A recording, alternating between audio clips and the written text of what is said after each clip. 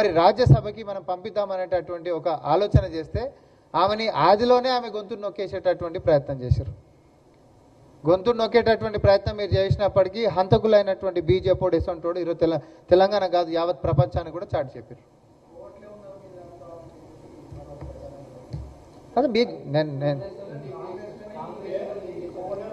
దీనికి నేను రెండు రకాలుగా జవాబు చెప్తా. ఒకటి, సబ్జెక్టివ్గా మనం మాట్లాడాలంటే ఎవరైతే ఫిర్యాదు చేసిన వాళ్ళు ఉంటారో ఈ ఫిర్యాదు చేయబడేటువంటి వాళ్ళ మీద వాళ్ళు ఎక్కడో ఏ నామినేషన్స్ వేస్తున్నా ఈరోజు ఏ మెయిల్ పెట్టినా కూడా పోతుంది ఎవరికైనా. అది మెయిల్ మనం తీసుకోవచ్చా తీసుకోవద్దా, అసలు కేసా కాదా అనేటటువంటి చూసుకోవాల్సినటువంటిది అధికారులు. ఇది టెక్నికల్గా జరిగేటటువంటి వ్యవహారం.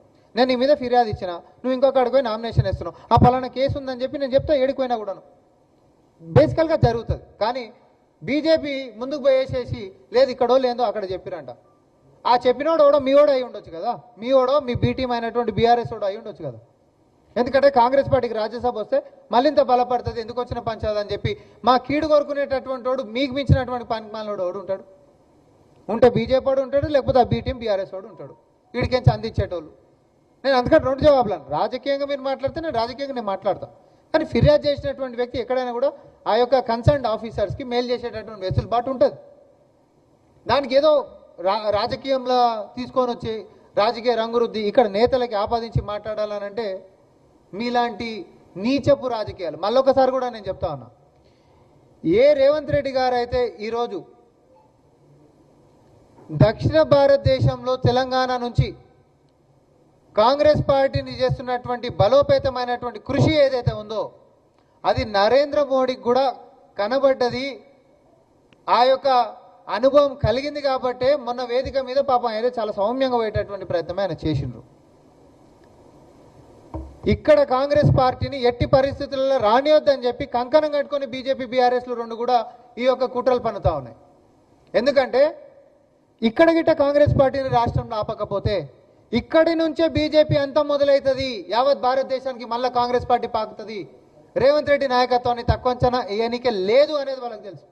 కాబట్టి రేవంత్ రెడ్డి యొక్క నైతికతని, రేవంత్ రెడ్డి గారి యొక్క విలువలను దెబ్బతీయడానికి ఇట్లాంటి యొక్క పనికిమాలిన విమర్శలతో వాళ్ళ యొక్క వివేకమైనటువంటి రాజకీయం అని వాళ్ళు అనుకుంటారే తప్ప మీ పనికిమాలిన మీరు ఎంత పనికిమాలినో మీ పనికిమాలిన రాజకీయం ఎంత దరిద్రంగా ఉంటుందో ఆల్రెడీ తెలుసు. కాబట్టి ఇట్లాంటివి తెలంగాణ ప్రజలు పట్టించుకునేటటువంటి అవకాశం కూడా లేదు. ప్రజలకు మొత్తం ఈరోజు పట్టించుకుంటున్నటువంటిది నిన్న 9 ఫస్ట్ ఏమో ఇది ప్రధానమంత్రి ఉజ్వల్ యోజన అని 12 సిలిండర్లు ఇస్తాను ఇంత పొడుగు చెప్పిండు. తర్వాత మొన్న దాన్ని 9 సిలిండర్లకు చేసిండు, ఇప్పుడు 4 సిలిండర్లకు తెచ్చిండు. రేపు అది ఉంటుందా ఉడుతుందో కూడా తెలియదు. ప్రజలకు మొత్తం ధరలు పెరుగుతున్నాయి, నిరుద్యోగం పెరిగిపోతూ ఉంది, ఒక పక్క ప్రజాస్వామ్యం కూని అయిపోతూ ఉంది. ఇట్లా వ్యవస్థలను వాడుకొని అడ్డగోలుగా రాజ్యం వెళ్తున్నటువంటి పరిస్థితులలో దేశ పునర్నిర్మాణం జరగాల్సినటువంటి ఆవశ్యకత ఉందని చెప్పి ప్రతిపక్షాలన్నీ కూడా కూర్చొని మమేకమై ఈరోజు భవిష్యత్తు కార్యాచరణ చేస్తుంటే ఇది అడ్డుకునేటటువంటి కుట్ర బీజేపీ బరాబర్ చేస్తుంది. వాళ్ళ డ్యూటీ వాళ్ళు చేస్తారు, దొంగల పని చేస్తారు. దేశాన్ని నిర్మించిన చరిత్ర ఉన్న వాళ్ళు దేశ నిర్మాణం పని చేస్తూ ఉంటారు. నేను మళ్ళీ కూడా చెప్తా ఉన్నా, రేవంత్ రెడ్డి గారు మోడీకి కాదు ఇంకొకరికి కూడా భయపడాడు. బరాబర్ బరాబర్ బరాబర్ భయపడుతుంది. ఎందుకంటే తెలంగాణ కాంగ్రెస్ పార్టీని గిట్టిడ బతకనిస్తే ఇది దేశాన్ని మొత్తం బీజేపీని మొత్తం దయించి వేస్తుంది అనేటటువంటిది ఖచ్చితమైన సంకేతము సందేశము వాళ్ళకు ఉంది. ఎవడో భయపెట్టిస్తే భయపడే బాపతి అయితే ఇంతకంటే పెద్దగా అని చెప్పి ఇక్కడ ఏరియాకే జాతిపితనని చెప్పుకున్నటువంటి వాళ్ళే ఇంతకంటే ఎక్కువ భయపెట్టించారు. ఎవడో డ్రోన్లు ఎగరేస్తే, ఎవడో ఇంకోటి ఏం చేస్తే, ఇంటికి వచ్చి బెడ్రూమ్లోకి చెత్తుకొని పోతే, ఎన్ని చేసినా ఇక్కడ భయపడేటటువంటి రక్తం ఉన్నటువంటి నాయకత్వంలో ఈ రాష్ట్రం నడవట్లేదు. గులాంగిరి చేసేటోళ్ళకి కేంద్ర మంత్రి పదవులు ఉన్నాయేమో, ఆ గులాంగిరికి అయ్యా గులాం అంటారు కానీ రాష్ట్రానికి ₹1 నిధులు తెలియనటువంటి పరిస్థితి ఎట్లుంది? రైతుల వడ్లు ఎట్లా కొనుక్కోలేకపోతున్నారు, లేకపోతే మెట్రో ఎక్స్టెన్షన్ ఎట్లా చేయలేకపోతున్నారు? వీడికించి గతంలోనేమో 10 ఏళ్ళు ఫిర్యాదులు మీరు అడుగుతలేరు, అందుకని మేము ఇస్తలేమని చెప్పారు.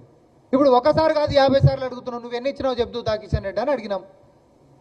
బీజేపీకి తెలంగాణకి తెచ్చినటువంటి చరిత్ర ఏదైనా ఉందా? లేదు. తెలంగాణ విభజనని కనీసం హర్షించినటువంటి చరిత్ర ఉందా? లేదు. కాంగ్రెస్ పార్టీని దేశంలోకి తీసేయాలనేటటువంటిది తప్ప ఇంకో అజెండా అనేటటువంటిది వాళ్ళకు లేదు. మీ అజెండా ఏదైతే ఉందో, దాని జెండా ఏదైతే ఉందో పెకిలించి పడేసేటటువంటిది పునాది తెలంగాణ రేవంత్ రెడ్డి గారి నాయకత్వం కించే మొదలవుతుంది. నేను మళ్ళీ అదే చెప్తున్నా, ఆస్తుల వ్యవహారమైనా క్రిమినల్ కేసుల వ్యవహారమైనా, ఇప్పుడు నువ్వు వచ్చి అంటావు ఆమెకు 4 సార్ 40 ఆస్తులు ఉన్నాయని అంటావు, నేను వచ్చి అంటా 4 సార్ 2 ఆస్తులు ఉన్నాయని అంటావు, ఇంకొకటి ఆమెకు అంత ఆస్తులు లేదు సార్ గింతనే ఉందని అంటావు. ఏది నిజం ఎట్లా చెప్తావు? ఆ ఉన్నటువంటి ఒకరోజు స్క్రూటినీ దాంట్లో ఎవరు చెప్పింది నమ్ముతావు? కాబట్టి అది నువ్వు చేసేది కాదు, ఎన్నికల పిటిషన్ ఈపీ అంటాం, నువ్వు కోర్టులో చూసుకోపో అని చెప్తారు. ఆ అధికారికి ఆ బేస్ మీదకించి ఆ గ్రౌండ్ తీసుకొని తిరస్కరించేటటువంటి అధికారం లేదు. అంటే మేము ఒకటి ఒకటి ఒకటి అన్న, ఎన్నికల కమిషన్ అనేటటువంటిది ఒక స్వయం ప్రతిపత్తి కలిగినటువంటిది, స్వతంత్రంగా నడవాల్సినటువంటిది. ఎంత స్వతంత్రంగా నడిపించినామనంటే ఆనాడు ప్రధానమంత్రి మరి ఇందిరాగాంధీ గారి మీద కూడా ఎన్నికల కమిషన్ తీసుకున్నటువంటి చర్యలు నేను గుర్తు చేస్తా ఉన్నా. ప్రజాస్వామ్యాన్ని అట్లా బతికించినాం. ఒకవేళ మా మీద ఆరోపణలు వచ్చినా కూడా ఎదుర్కొంటాము, చట్ట ప్రకారంగా ప్రజాస్వామ్యబద్ధంగా అటు కోర్టులను గౌరవిస్తూ ప్రజాస్వామ్యం బతకాలని చెప్పి మనం అనుకుంటాం. కానీ ఇప్పుడు మొత్తం ఏమైపోయిందనంటే వాళ్ళని తిరస్కరించు, వీళ్ళని లోపల తీసుకో, లేకపోతే ఇంకొన్ని ఏదో చేయి. అరే రాహుల్ గాంధీ గారు కట్టలు ఆధారాలు తీసుకొచ్చి చూపించిండు కదనే, ఏడనో వేరే రాష్ట్రంలోకించి ఈడ ఓట్లు ఎట్లా డిలీట్ అయినాయి కర్ణాటకలో అని చెప్పి, అది కూడా ఉదాహరణ ఎంత చక్కగా చెప్పిండు. నా ఓటు డిలీట్ అయింది, ఎవరు డిలీట్ చేసిరని చెక్ చేస్తే పక్కింటి ఒక పెద్ద మనిషి డిలీట్ చేసిందని దాంట్లో ఉంది. తీరా పోయి పెద్ద మనిషిని అడిగితే అసలు పెద్ద ఆమె పండు ముసలామె, ఆమెకు చదివే రాదే, ఆమె ఎన్నికల కమిషన్కి ఫిర్యాదు చేసినట్టు ఓటు డిలీట్ చేయించినట్టు ఉంది. కొంచెం విచారణ చేయించారు, అధికారంలో మేము ఉన్నాం కాబట్టి. ఇది వేరే ఎక్కడో బీహార్కించి రిమోట్గా అప్లికేషన్ పెట్టి రిజెక్ట్ చేసినటువంటిది. ఇట్లాంటివి మొత్తం జరుగుతున్నప్పుడు దాన్ని ఎక్స్పోజ్ చేసినప్పుడు చీఫ్ ఎలక్షన్ కమిషనర్ ప్రజాస్వామ్యంలో ప్రజలు అడుగుతున్నటువంటి ప్రశ్నలకు జవాబులు చెప్పనప్పుడు, లీడర్ ఆఫ్ అపోజిషన్ పార్టీ నాయకులు ఇస్తున్నటువంటి దాని పరిగణలోకి తీసుకోలేనప్పుడు ఈ ప్రజాస్వామ్యం ప్రణవిల్లుతుందని మీరు ఎట్లా అంటారు? ఇది కేవలం ఒక పార్టీకి జరిగిన అన్యాయం కాదు, మీరు ఇది అర్థం చేసుకోవాలి. ఇది ప్రతి ఇంటికి ముడిపడి ఉంటుంది. రేపు పొద్దున మనల్ని రిప్రజెంట్ చేసే అభ్యర్థులకే గిట్లా జరిగితే రేపు పొద్దున మన పరిస్థితి ఏంది? నీకేదైనా అన్యాయం జరిగితే మళ్ళీ అపోజిషన్ పార్టీలు ఉంటున్న వాళ్ళు నిలబడాలని కోరుకుంటాం, అధికారంలో గిట్ట తప్పు జరిగితే. సో ఇదంతా ఏంటిది అని అంటే బీజేపీ ఎక్స్పోజ్ అయ్యింది.